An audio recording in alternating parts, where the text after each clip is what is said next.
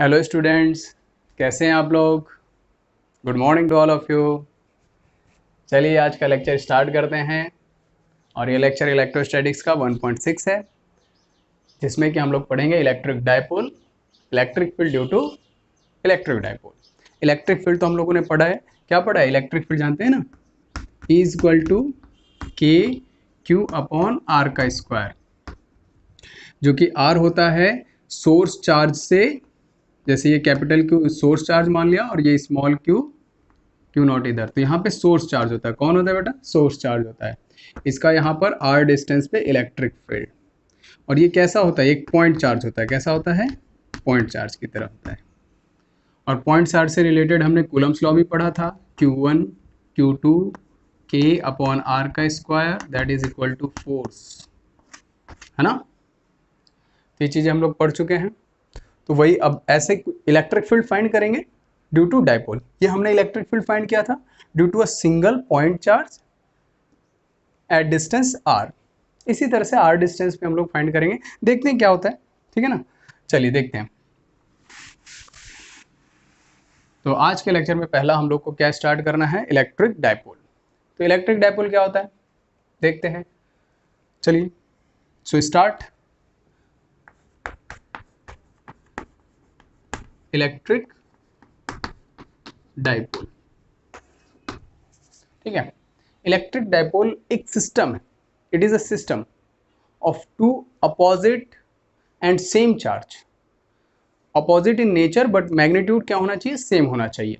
It is a system of two charges, जहां की Q1 और Q2 दोनों आपस में सेम मैग्नीट्यूड के होने चाहिए बट अपोजिट इन नेचर होने चाहिए, और उनके बीच का जो डिस्टेंस है उसे हम लोग स्मॉल डिस्टेंस है लेकिन 2L मानेंगे। क्या मानेंगे, 2L मानेंगे। तो ये डिस्टेंस कैसा होना चाहिए, ये डिस्टेंस होना चाहिए आपका स्मॉल, और मैग्नीट्यूड क्या होना चाहिए, दोनों का सेम होना चाहिए चार्जेस का, और नेचर कैसा होना चाहिए, अपोजिट होना चाहिए। अगर ऐसा कोई सिस्टम आप देखते हैं तो ये सिस्टम क्या कहलाता है, इलेक्ट्रिक डायपोल। क्यों हमने इस सिस्टम का नाम इलेक्ट्रिक डायपोल दिया, यहां से देखिए। इलेक्ट्रिक मीन्स क्या होता है बेटा, इलेक्ट्रिक मीन्स चार्ज, और डायपोल का मतलब क्या हो गया, डाई मीन्स टू, पोल मतलब पोजीशन, बस सिंपल सी बात है। जब दो चार्जेस चार्जेस जब दो पोजीशंस पे हों, बट कंडीशन क्या है, both have same magnitude but opposite in nature, तो इसको हम क्या कहते हैं, इसको कहते हैं इलेक्ट्रिक डायपोल। ओके, सो लिख लीजिए, it is a system of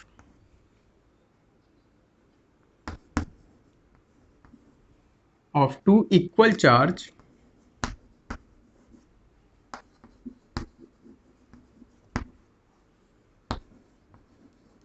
but opposite in nature.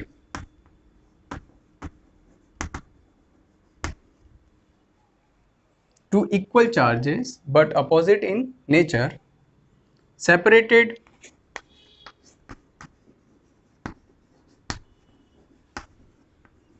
by small distance, by small fixed distance होना चाहिए। कैसा होना चाहिए, फिक्स्ड होना चाहिए, वेरी नहीं करना चाहिए, फिक्स्ड डिस्टेंस। तो ऐसे सिस्टम को क्या कहते हैं, इलेक्ट्रिक डायपोल।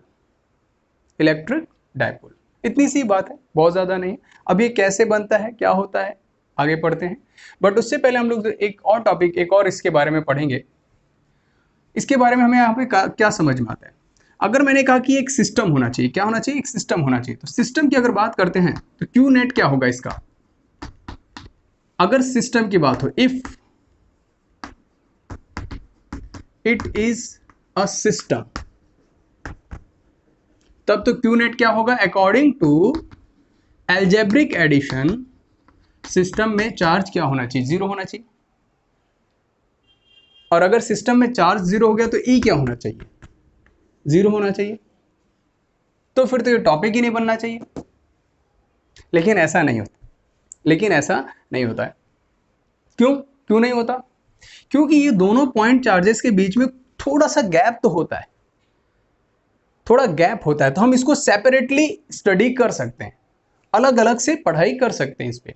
अगर ये दोनों एक ही जगह पे होते, अगर ये दोनों चार्जेस एक ही पॉइंट पे होते, फिर से समझिएगा, अगर ये दोनों एक ही पॉइंट पे होते, माइनस क्यू भी यहीं पे होता, प्लस क्यू भी यहीं पे होता, तब तो नेट चार्ज क्या होता, जीरो होता।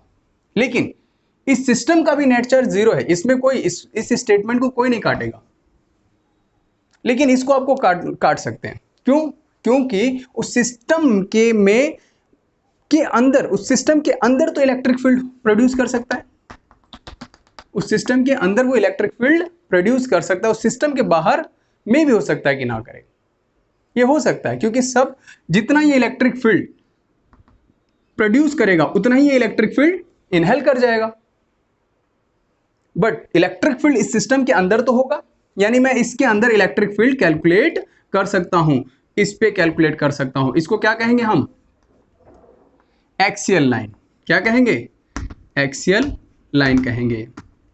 और इस पे भी कैलकुलेट कर सकते हैं, जिसको कि हम आगे चल करके कहेंगे इक्वेटोरियल लाइन।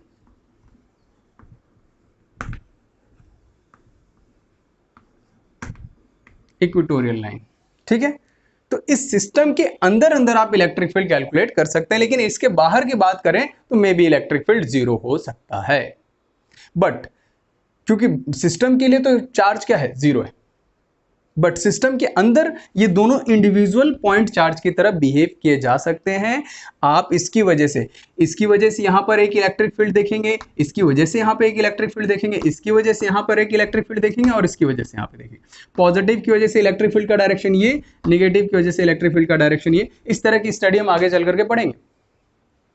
तो इलेक्ट्रिक फील्ड, अब से नॉलेज में ये बात आ गई कि सिस्टम में चार्ज जीरो है, तो इलेक्ट्रिक फील्ड सिस्टम के बाहर जीरो हो सकता है, लेकिन सिस्टम के अंदर चार्ज अगर सम सेपरेटेड डिस्टेंस पे हैं तो अंदर इलेक्ट्रिक फील्ड जीरो नहीं होगा। यहां पर electric field zero, not equal to zero होगा। इसीलिए हम लोग electric field due to dipole, electric dipole पढ़ते हैं। समझ में आ गया? अब आगे देखिए, अब इस डायपोल की स्ट्रेंथ कितनी होती है इसकी बात करते हैं, जो कि हमें नेक्स्ट टॉपिक के रूप में पढ़ना होगा, जिसे कहते हैं डायपोल मोमेंट। क्या कहते हैं? लिखिए, डायपोल मोमेंट। Dipole moment.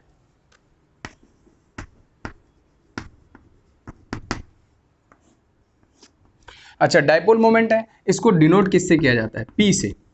और ये एक वेक्टर क्वांटिटी, ये कैसी क्वांटिटी है? लिख लीजिएगा, it is a vector quantity. लिख लीजिए, ऐसे लिखिए, it is a strength, it is a strength of electric dipole, electric dipole, electric dipole, electric dipole। ऐसे लिखिएगा, it is a strength of electric dipole, और ऐसे लिखिए फिर से, it is a vector quantity, full stop, it is a vector quantity,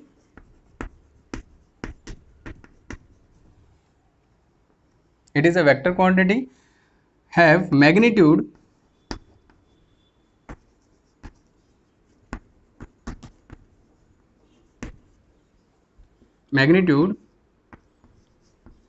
equal to the, have magnitude equal to the multiplication of, to the product of, to the, ऐसे लिखिए, to the product of either charge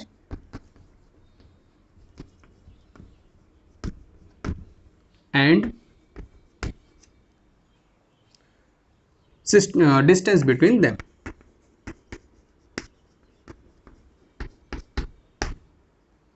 and ऐसे लिखिएगा, and distance between them, and the direction of, and the direction is, direction from, ऐसे लिखिए, from negative charge to positive charge, मैंने इस statement में सब चीज लिख दिया इसके बारे में। It is the strength of electric dipole. अगर आप बात करें तो ये सिर्फ इतने की ही बात कह रहा है। डायपोल मोमेंट क्या होता है, पी क्या होता है, it is the strength of electric dipole. ये इस डायपोल का स्ट्रेंथ बताता है। और ये कैसी क्वांटिटी है, it is a vector quantity. Having magnitude, have magnitude किसके बराबर होता है, product of their either charge, यानी दोनों में से कोई एक चार्ज का मैग्नीट्यूड लेना है सिर्फ, एंड डिस्टेंस बिटवीन देम। अगर मैं मैग्नीट्यूड की बात करूं तो P के बराबर क्या बता रही है, P बता रहा है कि P is the charge into 2L, this is the dipole moment. तो इसका ऐसा यूनिट क्या हो गया बेटा, ऐसा यूनिट हो गया कूलम मीटर। और डायमेंशनल फॉर्मूला क्या हो जाएगा, Q इक्वल टू क्या होता है, IT, कूलम का क्या होता है IT, I का क्या होता है एम्पियर। देखिए Q equal to IT, I का क्या होता है एम्पियर और टाइम का T, तो AT लिख देंगे Q की जगह, और मीटर का क्या होता है L, ALT लिख लें, ATL। ओके, समझ में आ गया कि इलेक्ट्रिक डायपोल किसे कहते हैं, डायपोल मोमेंट किसे कहते हैं, है ना। अब आगे बढ़ें। अब इसका एक फिजिकल सिग्निफिकेंस देखिए कि ये फिजिकली कहाँ एग्जिस्ट करता है, ये फिजिकली कहाँ एग्जिस्ट करता है, इसका एग्जिस्टेंस देखिए कहाँ है। यहीं पे जरा समझिए, अगर आप चाहें तो यहीं पे डायग्राम बना सकते हैं। मैं छोटा सा यहीं पे समझाने की कोशिश करता हूँ आपको। देखिए, नहीं मैं इसको रब कर देता हूँ बेटा, क्योंकि थोड़ा सा जगह रहेगा तो आपको समझने में आसान रहेगा। रब कर दे रहा हूँ बेटा। मैं बार बार कहता हूँ नोट्स बनाते रहेगा, नोट्स बनाएंगे, आपको कहीं के नोट्स की जरूरत नहीं पड़ेगी। फिर आपका हैंड रिटन नोट्स सबसे ज़्यादा अच्छा होगा, इससे अच्छा कोई नोट्स नहीं होता बेटा। क्योंकि जब आप लिखते हैं तो उसकी एक तस्वीर आपके दिमाग में छपती चली जाती है और वो लॉन्ग टाइम तक आपके साथ रहता है, ठीक है ना। ओके, तो मैंने क्या बोला कि डायपोल इस तरह का -Q +Q, ये हमारे लिए डायपोल का सिस्टम है। अब इस डायपोल में देखिए 2L डिस्टेंस। ओके, अब इस तरह का फिजिकल सिग्निफिकेंस हम कहाँ देखते हैं इसका, देखिए हम H2 की बात करते हैं। बेसिकली ये मॉलिक्यूल्स में होता है, किस में होता है, मॉलिक्यूल्स में होता है, मॉलिक्यूल्स में होता है। अब हम एक मॉलिक्यूल लेते हैं वाटर का और एक ले लेंगे NaCl का, इसको क्या कहते हैं, सोडियम क्लोराइड, इसको क्या कहते हैं, वाटर, H2O, है ना। सोडियम क्लोराइड सब लोग जानते हैं, नमक, और H2O वाटर, ये भी सब जानते हैं। इसका मॉलिक्यूलर स्ट्रक्चर कैसा होता है, इसका मॉलिक्यूलर स्ट्रक्चर इस तरीके से होता है, ये O होता है और ये H होता है। इनके बीच का जो इनका सेंटर ऑफ मास है, इसको हम क्या कहते हैं बेटा, सेंटर ऑफ मास कहते हैं। इस पूरा देखिए, अब O है, O का मॉलिक्यूल है तो उसका कुछ मास होगा, उस मास का सेंटर ऑफ मास कहाँ पे होगा, इसके पूरा मास का सेंटर ऑफ मास उसके सेंटर पे होगा। लेकिन अगर सिस्टम इस तरह का होता है तो सेंटर ऑफ मास कहाँ होता है बेटा, क्लास 11th में पढ़ा है ना, सेंटर ऑफ मास यहाँ पर होता है। तो हम मानेंगे कि इसका अगर पॉजिटिव चार्ज इधर है और इसका पॉजिटिव चार्ज इधर है, तो इनका इफेक्ट कहाँ एज्यूम करेंगे, कहाँ एज्यूम करेंगे, फिर से सुनिएगा, कहाँ एज्यूम करेंगे, यहां पर एज्यूम करेंगे। अब कितना, उन दोनों के समअप के बराबर, ये हमको एज्यूम करके चलना है, इतना आपको पढ़ना पड़ेगा। ओके, तो यहां पर आपका हो गया प्लस, और यहां पे भी प्लस चार्ज हाइड्रोजन का, और ऑक्सीजन पे -2। यहां पर कहां पर हमने एज्यूम किया है कि चार्ज कहां एग्जिस्ट कर रहा है, सेंटर ऑफ मास पे। हाँ, अब देखिए इस सिस्टम, इसका सेंटर ऑफ मास कहां पे होगा, यहां पर होगा, तो यहां पर +2 हो गया और यहां पे -2 हो गया। तो अब इनके बीच में देखिए जो गैप है ना, that is known as 2L। तो मैं इसका डायग्राम यहां बना सकता हूं, बिल्कुल बना सकता हूं। क्या ये वही डायग्राम है जो यहां पर हमने देखा है, जिसे हम डायपोल बोल रहे थे, इलेक्ट्रिक डायपोल। तो दो चार्जेस डिफरेंट पोजीशंस पे यहां पर। तो इस सिस्टम को हम फिजिकली देखते हैं मॉलिक्यूल्स में। अगर ऐसे मॉलिक्यूल्स होते हैं जिनमें, ऐसे molecules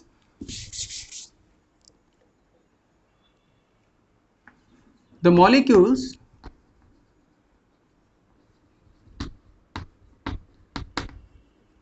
which have different positions of center of mass, different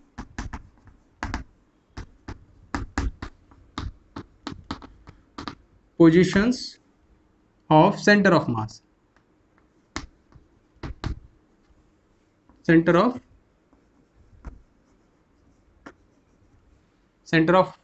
of mass of positive charge. फिर से देखिए, the molecules which have different positions of center of mass of positive charge and negative charge are called polar molecules. क्या कहेंगे उनको? polar molecules कहेंगे. अगर centre of mass different positions पे हो of positive charge and negative charge, positive charge का यहां पे, नेगेटिव चार्ज का यहां पे, तो वो कैसे मॉलिक्यूल्स कहलाएंगे? पोलर कहलाएंगे. NaCl का भी देखिए एक एग्जांपल में, ये है NaCl. Cl एक बड़ा स्ट्रक्चर, बिगर है देन Na, और ये Cl. Na positive charge acquire करता है और Cl माइनस. तो इसका सेंटर ऑफ मास ये रहा और इसका सेंटर ऑफ मास ये रहा. इनके बीच का गैप देखिए, ये रहा, जिसे हम 12 कहते हैं, है ना. तो ये भी कैसा, एक फिजिकल सिग्निफिकेंस देख रहे हैं, ये भी कैसा मॉलिक्यूल है? एक पोलर मॉलिक्यूल्स है. और एक स्ट्रक्चर हम लोग को और देखने को मिलता है, और भी मॉलिक्यूल्स हमारे नेचर में है जो दूसरे तरह के होते हैं. एक होता है पोलर मॉलिक्यूल्स और दूसरा होता है non polar molecules.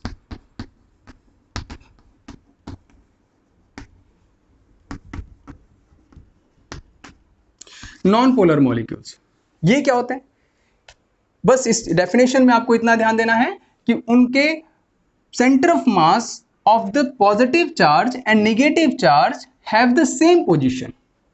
Centre of mass क्या होना चाहिए? पॉजिटिव चार्ज का सेंटर ऑफ मास और नेगेटिव चार्ज का भी सेंटर ऑफ मास इसी सेम पोजीशन पे होना चाहिए. कहां पे होना चाहिए? Same point. ऐसे मॉलिक्यूल्स को हम क्या कहेंगे? Non polar molecules. डेफिनेशन आप अपने आप से लिख सकते हैं उसके हेल्प से. अब इसके एग्जांपल देखिए क्या है. पोलर मॉलिक्यूल्स के एग्जांपल तो ये हो गए. नॉन पोलर मॉलिक्यूल्स के एग्जांपल देखिए. CH4 एक सिंपल सा एग्जांपल है. ऐसे CH4, इसका मॉलिक्यूलर स्ट्रक्चर कैसा होता है?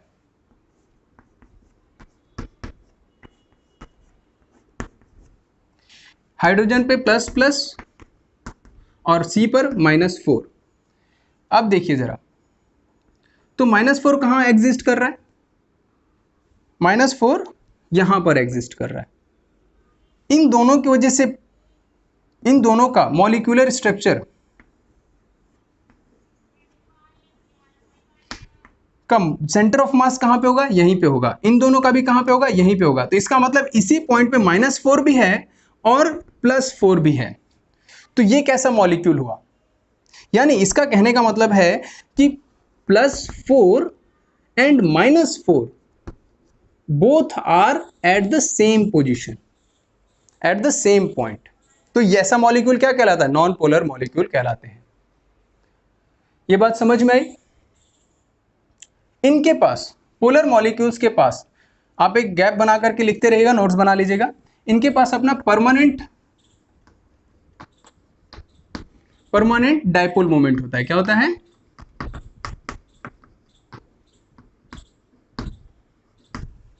लेकिन इनके पास अपना परमानेंट डायपोल मोमेंट नहीं होता.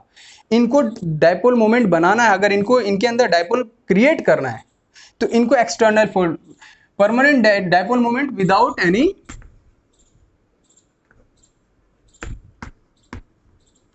Any external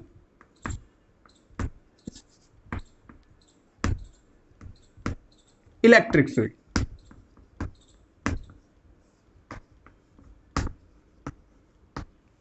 without any external electric field. लेकिन इनमें क्या होता है? डायपोल मोमेंट 0 होता है. इनमें P की वैल्यू क्या होती है? 0 होती है. क्यों? चार्ज तो है, चार्ज सॉरी चार्ज नहीं, इनके बीच में ना तो चार्ज है क्योंकि दोनों एक ही जगह पे हैं, और ना तो डिस्टेंस है, तो डायपोल मोमेंट क्या हो गया इनका, जीरो। बट इनको अगर डायपोल में क्रिएट करना है कि आप +4 इधर ले लें और -4 इधर आ जाए आपका, ऐसा अगर आपको करना है इनके बीच में, तो ये आप कर सकते हैं बाय यूजिंग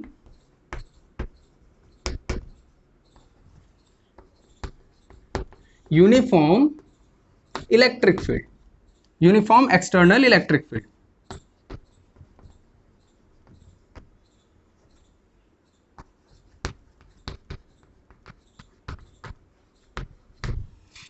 ये क्या कहना चाह रहा है, इससे हमें क्या समझ में आ रहा है कि अगर आप किसी नॉन पोलर मॉलिक्यूल्स जिनके चार्जेस एक जगह पे हैं, उनको इलेक्ट्रिक फील्ड में आप पुट करेंगे ना, तो निगेटिव एक तरफ हो जाएगा और पॉजिटिव एक तरफ हो जाएगा। कैसे, देखिए जरा, इसको समझिए। ये मान लीजिए नॉन यूनिफॉर्म इलेक्ट्रिक फील्ड है। कैसा है, यूनिफॉर्म इलेक्ट्रिक फील्ड है, यूनिफॉर्म इलेक्ट्रिक फील्ड है। ओके, अब इस यूनिफॉर्म इलेक्ट्रिक फील्ड में जैसे ही आप प्लस और माइनस एक जगह थे, कहां थे, एक जगह थे,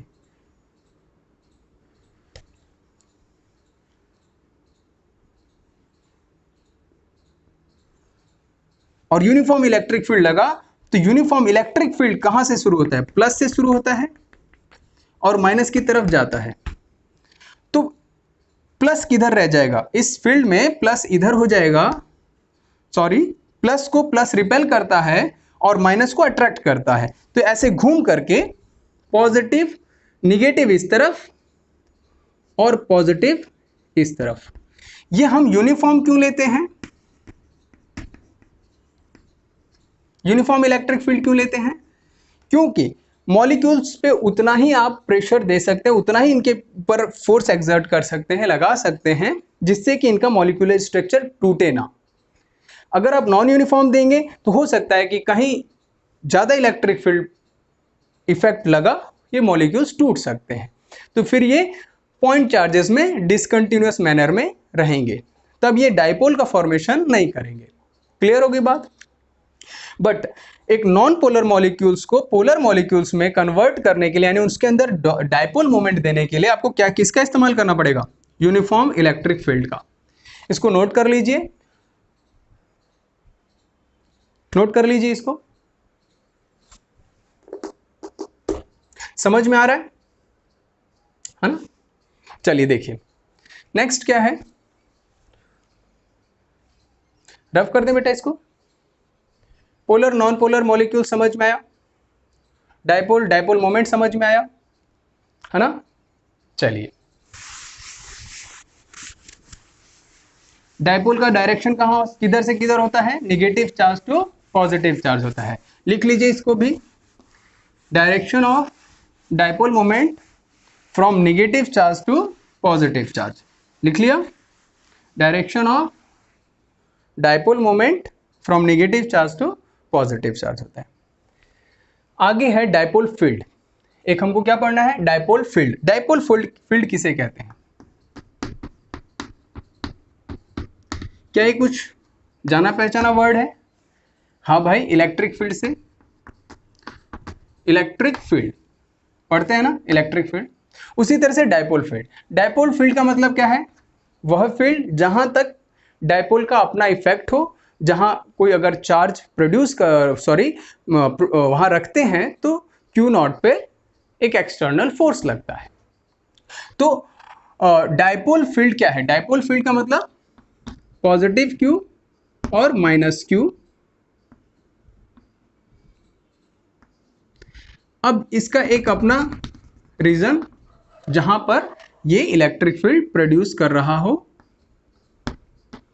जैसे कि इसका यहां पे भी हो सकता है इलेक्ट्रिक फील्ड, कुछ ना कुछ होगा, यहां पे भी हो सकता है और यहां पे भी हो सकता है, जिसकी वजह से हम इस पॉइंट को कहते हैं एक्सियल पॉइंट, और इसको कहते हैं जनरल पॉइंट, और इसको कहते हैं इक्वेटोरियल पॉइंट।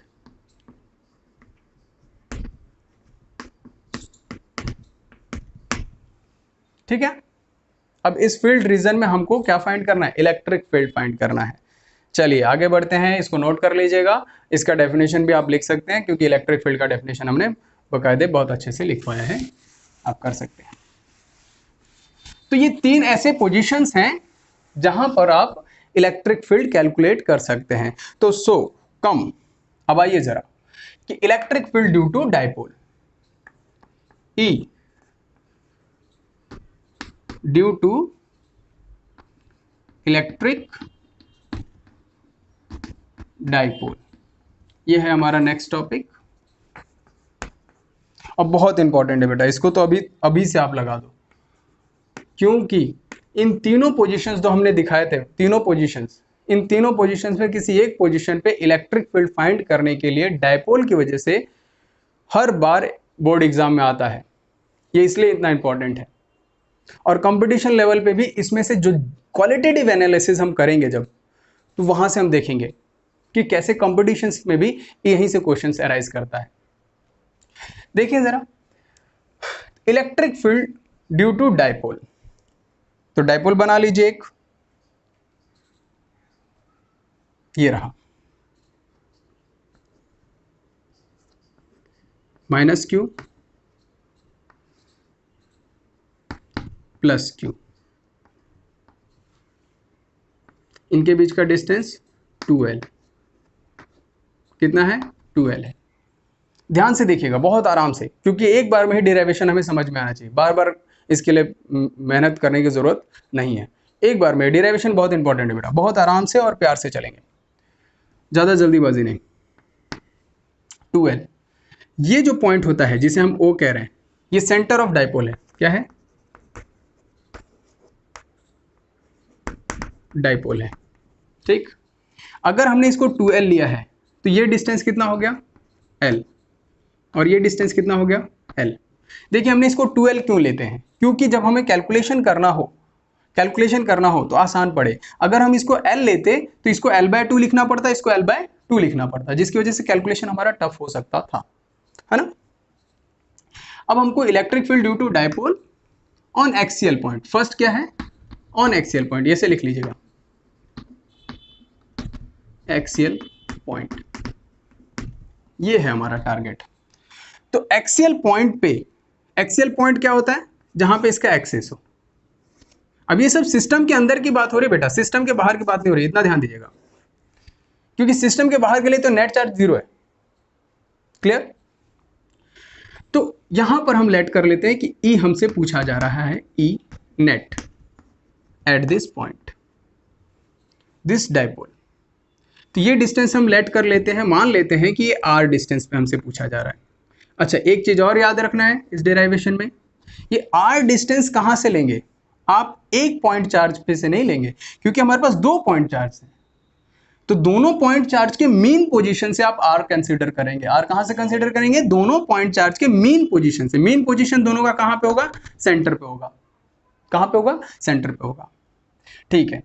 अब देखिए, पॉजिटिव चार्ज से इसकी पॉइंट, इस पॉइंट को P मान ले, P नहीं मानेंगे क्योंकि हम डाइपोल मोमेंट का भी इस्तेमाल होगा, तो उसको भी P से डिनोट करते हैं। इस पॉइंट को हम मान लेते हैं एक्सियल पे है, तो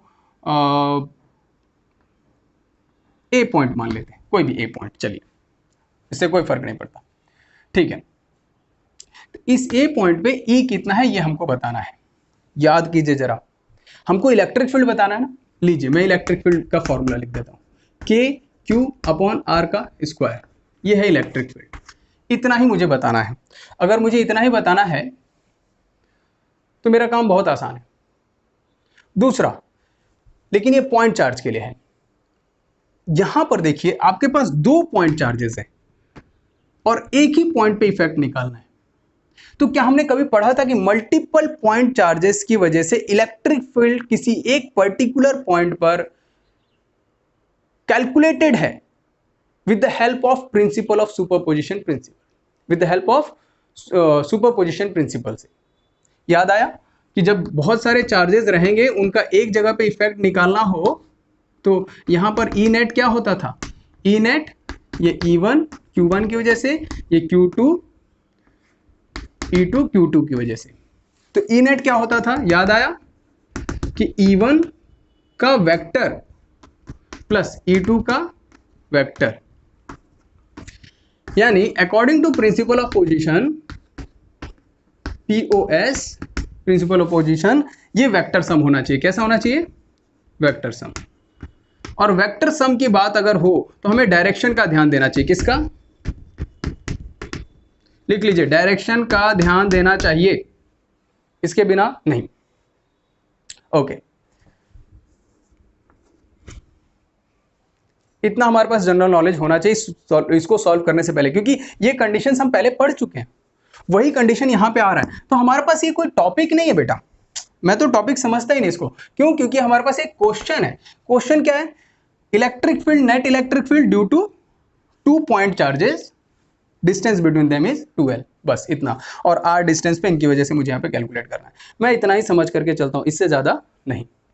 इसको रफ कर दूं, रफ कर रहा हूं, नोट कर लीजिए।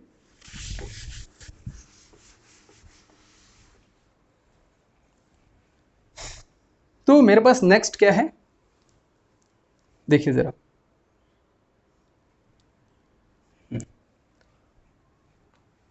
ये हो गया हमारा, यहां पे E कैलकुलेट करना है। E क्या होता है, अब देखिए स्टेप बाय स्टेप सुनते रहिए।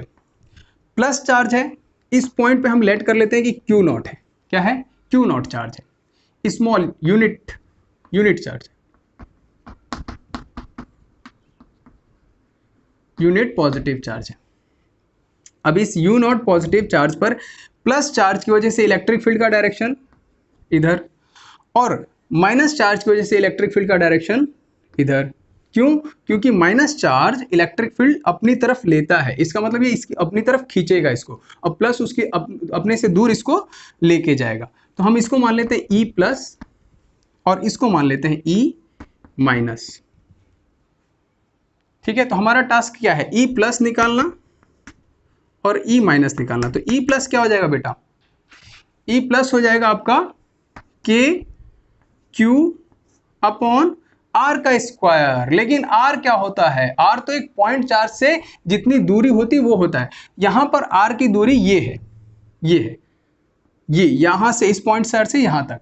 तो इसको हम क्या लिखेंगे, इसको हम लिखेंगे, क्योंकि हमने तो R सेंटर से लिया है, तो इसको हम क्या लिखेंगे, R में से L को माइनस कर देंगे, तो R minus L। Clear, this is the distance. तो यहां पे क्या लिखेंगे, R माइनस L का स्क्वायर। और इसी तरह से E माइनस क्या होगा, E माइनस क्या होगा, KQ अपॉन, अब यहां पर डिस्टेंस यहां से कैलकुलेट करेंगे, इस पॉइंट चार्ज के लिए इस पॉइंट चार्ज से की दूरी ये है, तो R तो सिर्फ यहीं तक है, तो इसमें क्या करेंगे, R प्लस L का होल स्क्वायर। ये हमने इलेक्ट्रिक फील्ड दोनों का लिख लिया। अब मुझे क्या करना है, E नेट निकालना है। तो E नेट क्या है, E नेट क्या है बेटा, E प्लस का वेक्टर प्लस E माइनस का वेक्टर सम, ये वेक्टर सम करना है सिर्फ विथ डायरेक्शन। किसका ध्यान देना है, विथ डायरेक्शन का ध्यान देना है। लिख लीजिए, डायरेक्शन का ध्यान देना है। अपने हिंदी लैंग्वेज में भी लिखते चलिए, डायरेक्शन का ध्यान देना है। तो ये अगर पॉजिटिव डायरेक्शन में है तो ये किस डायरेक्शन में है, निगेटिव डायरेक्शन में। अब इतना सोचने के बाद सिर्फ कैलकुलेशन बचता है। तो यहां पर वीडियो पॉज कीजिए और इसको फिर से समझिए, एक बार फिर से सुन लीजिए इसको कि हमने क्या क्या लिखा है, क्या क्या पढ़ा है, क्योंकि अब इसके बाद स्टार्ट होता है कैलकुलेशन पार्ट। क्या स्टार्ट होता है, कैलकुलेशन पार्ट। तो E नेट देखिए, E प्लस की वैल्यू लिखिए, E माइनस की वैल्यू लिखिए। अच्छा, इन पे वेक्टर साइन लगाना नहीं भूलना बेटा, आप बोर्ड एग्जाम में बिल्कुल नहीं भूलेंगे, और डिसिम्प्लाइज भी लगाते रहेंगे। E net is equal to E plus, तो यहाँ पे KQ अपॉन, ये प्लस है, उसमें से हमको इसको माइनस करना है। क्या करना है, अच्छा एक चीज और बेटा, ये चीज ध्यान देख रहे हैं कि इनके बीच का एंगल 180 है। कितना है, 180 है, 180। अगर आप इस फॉर्मूले में पुट करेंगे E net under root E plus का स्क्वायर प्लस ई माइनस का square plus 2e plus E minus cos 180। इसको सॉल्व कीजिएगा बेटा, ये आपका काम है। इसको सॉल्व कीजिएगा, देखिएगा आपको मिलेगा क्या। ये मिलेगा e plus minus E minus ई प्लस माइनस ई। ये हमारा ई नेट का फॉर्मूला यहां से सॉल्व होकर के आएगा, क्योंकि ये हो जाएगा cos 180 क्या होता है -1, cos 180 क्या हो जाएगा -1, -1 यहाँ पे पुट करोगे, इन दोनों की वैल्यू सेम होती है। इन दोनों का मैग्नीट्यूड क्या हो जाएगा, नहीं मैग्नीट्यूड सेम नहीं, इन दोनों का ये क्या लिखेंगे आप, ये क्या हो जाएगा a square plus B square minus 2ab हो जाएगा। cos 180 क्या है -1, यहाँ पे माइनस जैसे ही आएगा तो a square plus B square minus 2ab हो जाएगा। तो उसका फॉर्मूला क्या बन जाएगा, ब्रैकेट में हो जाएगा a माइनस बी का whole square, a minus B का होल स्क्वायर। मैं लिख देता हूं, यहां पर आ जाएगा A E plus minus E minus का होल स्क्वायर। तो ये क्या सॉल्व हो जाएगा, E plus minus E minus, ये हमारा ई नेट हो जाएगा। वही चीज यहां पर मैंने किया है, कुछ अलग नहीं किया है।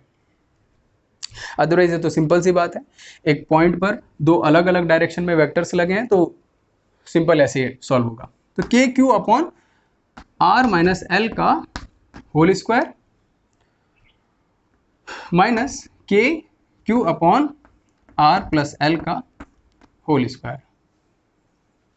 क्लियर होगी बात। चलिए देखिए, अब नेक्स्ट सॉल्व क्या करना है, के क्यू कॉमन हो जाएगा, बच जाएगा 1 अपॉन आर माइनस एल का whole square minus 1 upon R plus L का whole square. K Q common हो गया दोनों में से। अब इसको सॉल्व कीजिए, के Q R minus L vector लेंगे, सॉरी क्या लेंगे बेटा, इसका आपको पता है ना, इन दोनों का यहाँ पे प्रोडक्ट आएगा और ये इधर पे मल्टीप्लाई हो जाएगा आर प्लस एल, और यहाँ पे क्या हो जाएगा आर माइनस एल। ये हमारा यहाँ पे सॉल्व हो गया, स्क्वायर सभी में साथ में रहेगा। याद कीजिए जरा कि ये क्या है, ये एल्जेब्रिक मेथड में, ये एल्जेब्रिक फॉर्मूला में ये कुछ लिखा जाता है यहाँ पे। इसको हम कन्वर्ट कर सकते हैं बाय यूजिंग एल्जेब्रिक मेथड और एल्जेब्रिक फॉर्मूला, बिल्कुल कर सकते हैं।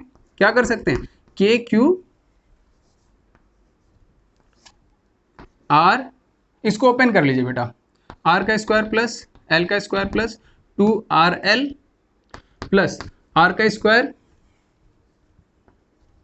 प्लस एल का स्क्वायर माइनस 2RL। ये ऊपर सॉल्व हो गया।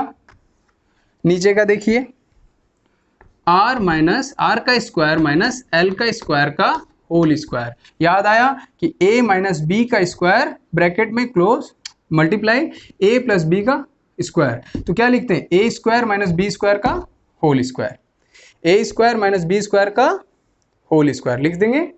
बिल्कुल आपको ये एल्जेब्रिक फॉर्मूला याद होना चाहिए। देखिए अब यहां से खत्म, ये कैलकुलेशन पार्ट है, मैंने कहा ना ये कैलकुलेशन पार्ट है, यहां से मुझे छोड़ देना चाहिए। अब ये क्वेश्चन की तरह आपको सॉल्व करना है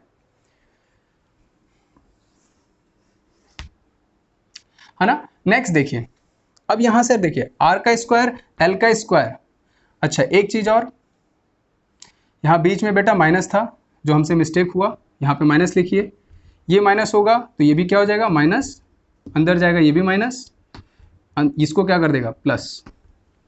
तो आर का स्क्वायर कट जाएगा, एल का स्क्वायर एल के स्क्वायर को काट देगा, ये क्या हो जाएगा 2RL प्लस 2RL। तो क्या हो जाएगा ये के क्यू 4RL हो जाएगा अपॉन ये क्या हो जाएगा आर का स्क्वायर माइनस एल का स्क्वायर का होल स्क्वायर। अब यहां पर जरा देखिए कि ये जो r की वैल्यू है, ये जो r की वैल्यू है, ये r, ये आपका r इज ग्रेटर देन क्या l नहीं है, ये कंडीशन है कि नहीं है, बिल्कुल है। l तो बहुत छोटा है और r उससे क्या होगा बड़ा होगा। तो हम यहां पर ये कंडीशन अप्लाई कर सकते हैं इसको सिंपल फॉर्म में लेके आने के लिए। क्या कर सकते हैं कि R is greater greater greater than L। तो L एक स्मॉल वैल्यू है। L क्या है? एक बहुत ही स्मॉल वैल्यू है। L एक बहुत ही स्मॉल वैल्यू है। अगर L स्मॉल वैल्यू है और किसी भी स्मॉल वैल्यू का अगर आप स्क्वायर करेंगे एक डेसिमल का स्क्वायर करेंगे तो कैसा जाएगा? वो और ज्यादा छोटा होता चला जाता है। 0.1 मल्टीप्लाई विद 0.1 करो, आपको नजर आएगा कि वो और छोटा हो गया। तो किसी स्मॉल वैल्यू का अगर आप स्क्वायर करते हैं फिर उसका और स्क्वायर करते हैं तो और छोटा हो जाएगा। तो हम इसको नेग्लेक्ट कर सकते हैं। L is much smaller than R, so L is neglected. तो L को हम क्या लिख सकते हैं? L टेंड्स टू 0 लिख सकते हैं, because L is much smaller than R। तो यहां से हमारा इक्वेशन क्या हो गया? यहां से हमारा हो गया कि K Q 4RL है ना, इसको ऐसे स्प्लिट कीजिए, 2 इधर कीजिए, ऐसे लिखिए 2K, ऐसे लिखिए अभी K Q 4RL ऐसे लिखिए। इसके बाद नेक्स्ट स्टेप में करेंगे। और यहाँ पे L टेंस टू 0 है तो R की पावर क्या हो जाएगी? R की पावर 2 और 2 4 हो जाएगी। एक R से एक R कट गया, यही मैं काटना चाह रहा था। और हम फिर देख रहे हैं, क्या देख रहे हैं कि 2K 2QL, अगर मैं ये कहूं इसको ऐसे लिखिए Q2L, ठीक है, अपॉन R की पावर 3। ये है हमारा E नेट। E नेट की वैल्यू आ गई। That's it. ये हमारा बात यहाँ पे खत्म होता है। लेकिन इसके नीचे और देखिए कि E नेट क्या है। क्या ये वैल्यू याद आ रही है आपको? ये वैल्यू क्या है? ये डायपोल मोमेंट नहीं है? डायपोल मोमेंट है कि नहीं है? डायपोल मोमेंट है ना, तो डायपोल मोमेंट पुट कर दीजिए। तो E नेट की वैल्यू क्या हो जाएगी आपकी? 2KP वेक्टर अपॉन R का cube. This is the your derivation and very important formula, very important formula. Clear होगी बात? नोट कर लीजिए, ये पूरा डेरिवेशन आपका यहाँ पे कंप्लीट होता है। अब जरा कुछ जनरल बातें इस पे ध्यान से सुनिएगा। फॉर्मूले पे ही है, ध्यान से देखिएगा, फॉर्मूले पे ही है। इधर मैं रफ कर दूं, पूरा एक बार नोट कर लीजिए। चलिए,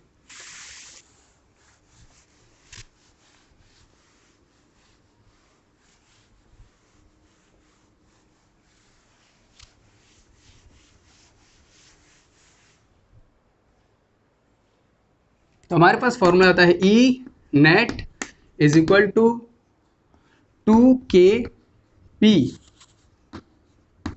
ओहो अपॉन R का क्यूब, है ना। और P यहाँ पे क्या है? 2QL is known as dipole moment.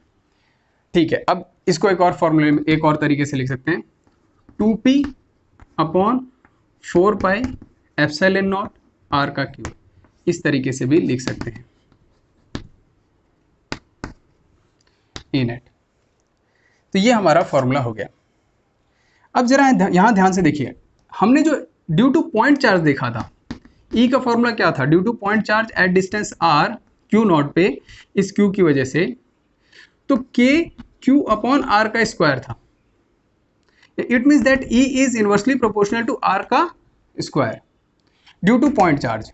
बहुत इंपॉर्टेंट बात बता रहा हूं बेटा, इस पे जब ग्राफ में क्वेश्चन पूछेगा कंपटीशन में तो आप फंस जाएंगे। तो यहां पर आपको क्या देखने को मिल रहा है कि E net is inversely proportional to R का क्यूब। यहां पर आपको क्या देखने को मिल रहा है कि R के क्यूब के इनवर्सली प्रोपोर्शनल है। यानी अगर ये थोड़ा सा भी इंक्रीज करेगा तो ये बहुत तेजी से डिक्रीज करेगा, ये थोड़ा सा इंक्रीज करेगा तो ये उतना ज्यादा तेजी से डिक्रीज नहीं करेगा एज कंपेयर टू दिस। वह कुछ दिया था, क्या दिया था कि यहाँ पे प्लस Q1 है, यहाँ पे प्लस Q2 है, और क्या करना था? Draw EFL, draw EFL। ओहो डायपोल चलिए कोई बात नहीं, यहाँ पे 2 पॉइंट चार्जेस है, यहाँ ये है, और हमसे कहा था कि Q1 is equal to Q2 अगर Q के बराबर हो जाए, यानी दोनों का मैग्नीट्यूड क्या हो, सेम हो, पहला ऑप्शन। दूसरा क्या था कि Q1 is greater than Q2 हो जाए, तो ड्रॉ इलेक्ट्रिक फील्ड लाइंस। हम पहले कंडीशन का बनाते हैं, ये भी Q और ये भी Q, तो इसका ये अपना इलेक्ट्रिक फील्ड लाइन जितना प्रोड्यूस करेगा उतना ही इलेक्ट्रिक फील्ड लाइन ये भी प्रोड्यूस करेगा, बिल्कुल करेगा।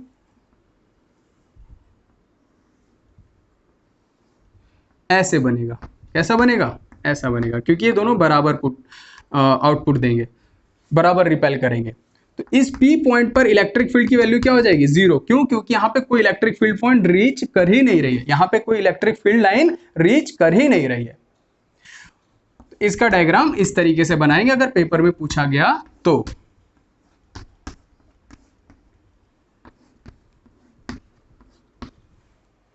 ओके, ड्रॉ कर लीजिए। इस पॉइंट पर E 0 है तो F भी क्या होगा, 0 होगा। इसी को कहते हैं न्यूट्रल पॉइंट। क्या कहते हैं, न्यूट्रल पॉइंट और equilibrium point for this system. रब कर दें बेटा इसको।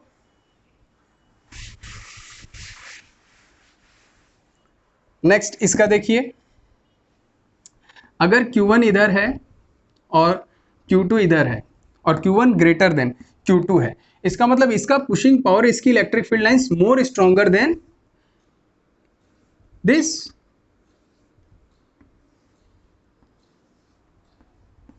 ऐसे बनेगा। अब जो न्यूट्रल पॉइंट यहां था वो कहां चला आया, यहां पे P पॉइंट कहां गया, यानी यहां से x1 की दूरी पे आ गया और ये x2 की दूरी पे। हम क्या देख रहे हैं कि x1 is greater than x2, यानी इक्विलिब्रियम पॉइंट शिफ्ट कर जाएगा इस स्मॉलर मैग्नीट्यूड की तरफ। ओके, और यहां पर भी E क्या है, 0 है, तो फोर्स क्या होगा, 0 है एट पॉइंट P। तो यहां पर इलेक्ट्रिक फील्ड की वैल्यू अगर कैलकुलेट करने के लिए दे दो पॉजिटिव चार्ज की वजह से, तो यहां पे क्या बताएंगे, डायरेक्ट 0 लिख देना, खत्म बात। आगे बढ़े। नेक्स्ट एक और इंपॉर्टेंट चीज जरा समझते चलिए, लास्ट है तो खत्म करते करते। इलेक्ट्रिक फील्ड लाइन की स्ट्रेंथ।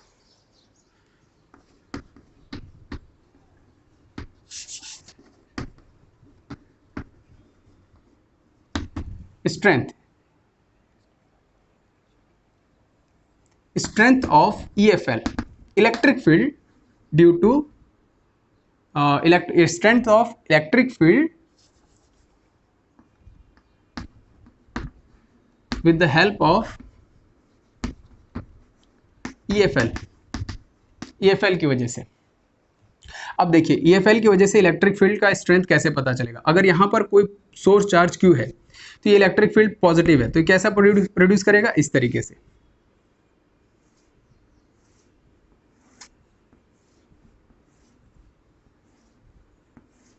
ऐसे। अगर मैं आपको 3 पॉइंट्स दूं, क्या दूं, 3 पॉइंट्स, P1 P2 P3। अब आप मुझे बताइए कि इलेक्ट्रिक फील्ड किधर पे ज्यादा होगा, E1 E2 और E3, कहां पे इलेक्ट्रिक फील्ड ज्यादा होगा। आप यहां पर एक स्मॉल रीजन बनाइए, तीनों जगह पे एक स्मॉल रीजन आपने बराबर बनाया।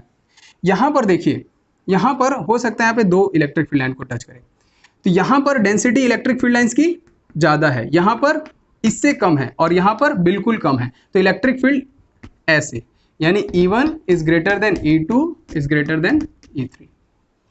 ये हमको समझ में आता है क्योंकि R जितना नजदीक होगा उतना ही इलेक्ट्रिक फील्ड लाइंस या इलेक्ट्रिक फील्ड की इंटेंसिटी उतनी ही ज्यादा होगी। ये मेरी बात समझ में आई। तो विथ रिस्पेक्ट टू दिस ये हमने देख लिया। ओके, और इसको हम कहते हैं non uniform electric field lines. क्या कहते हैं, non uniform electric field line, EFL।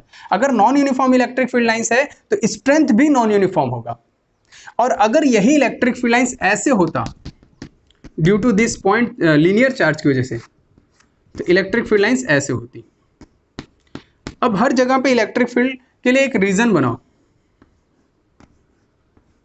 आगे जहां तक बनाते जाएंगे बेटा आपको उतनी ही इलेक्ट्रिक फील्ड लाइंस हर एक रीजन में मिलेगी। यानी यहां पर E1, E2, E3 और E4 की बात करूं तो सभी का सभी स्ट्रेंथ कितना होगा, सभी का स्ट्रेंथ सेम होगा।